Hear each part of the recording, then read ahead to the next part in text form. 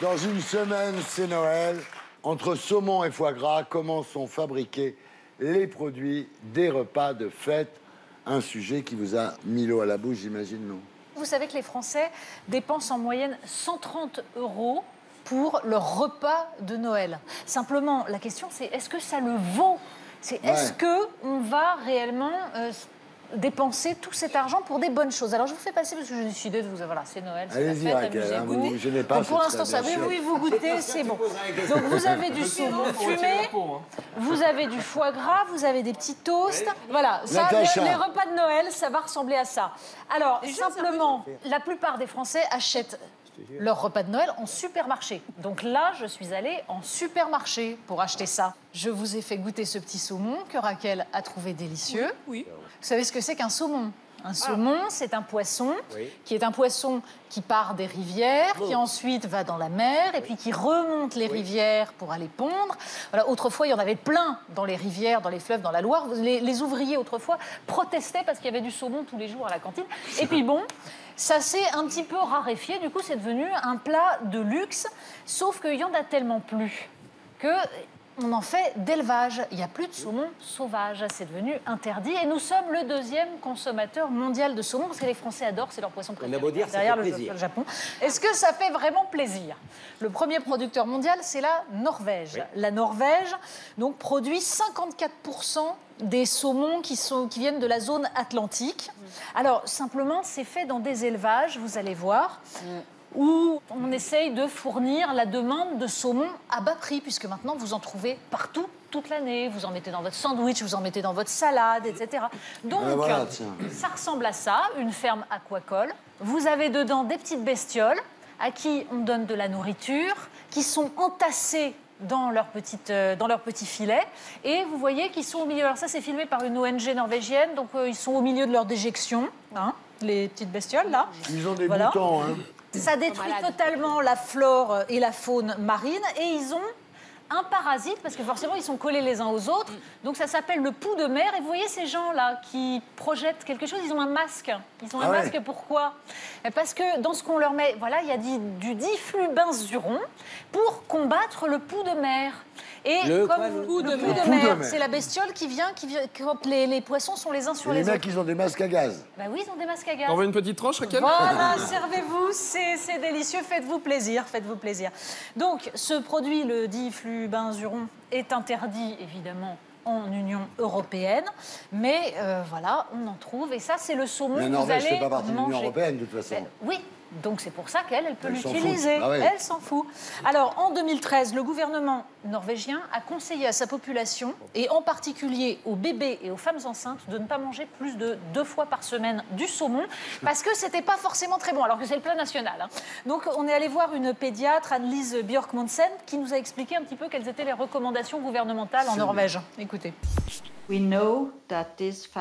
Nous savons que ces poissons gras contiennent des éléments polluants extrêmement dangereux, particulièrement pour le développement cérébral.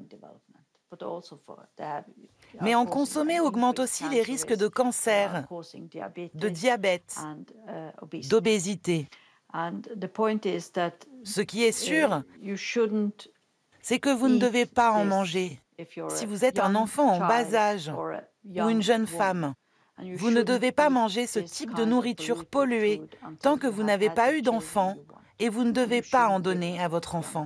Alors, simplement, la Norvège prévoit de quintupler sa production de saumon d'ici 2050 parce que c'est vrai que la demande mondiale augmente. Tout le monde aime ça, le saumon, c'est tellement bon. Il faut faire de toute façon très attention, à mon avis, avec tous les saumons d'élevage. Oui, parce qu'il y en a qui bouffent n'importe quoi et après, il faut faire gaffe. Pour la raison que, quoi qu'il arrive...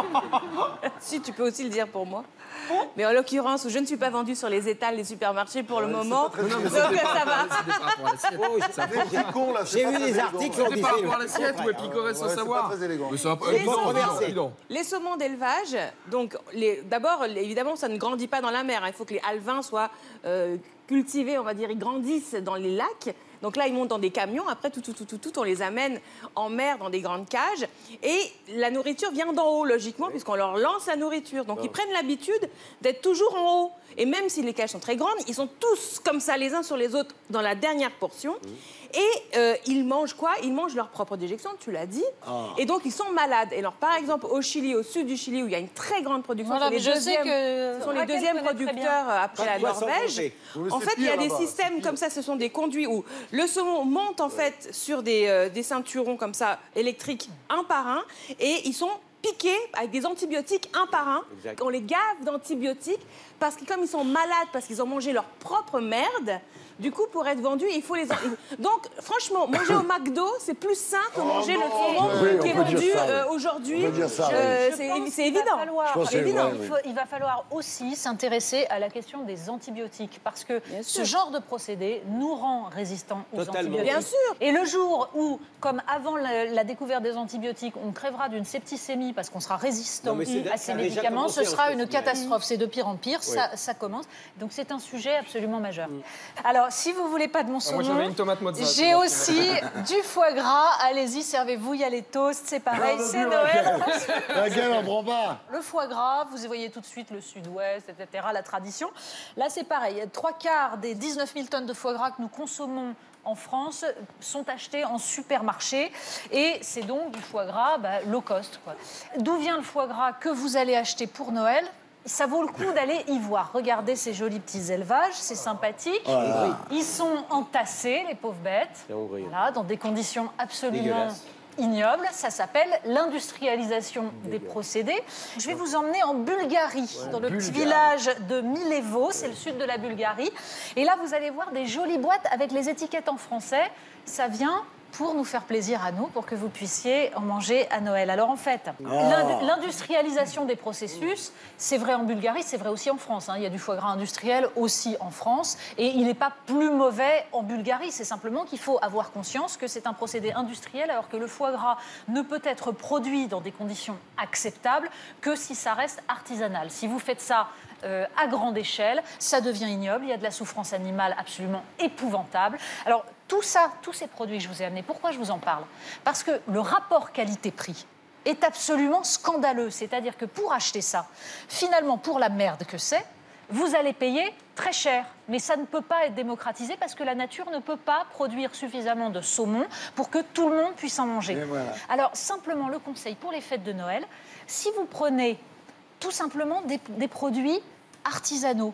Vous prenez par exemple, vous voyez, pour le même prix que mon premier plateau, j'ai quoi? Il y a du pâté en croûte, maman. Exactement, du pâté en croûte. Oh, tu vas te régaler. Vous allez chez votre charcutier. Ah ben voilà. Non mais Gisbert, on vous demande pas, vous êtes végétarien, c'est pas pour vous. C'est une splendeur. Oui, je suis d'accord. Voilà, c'est une splendeur.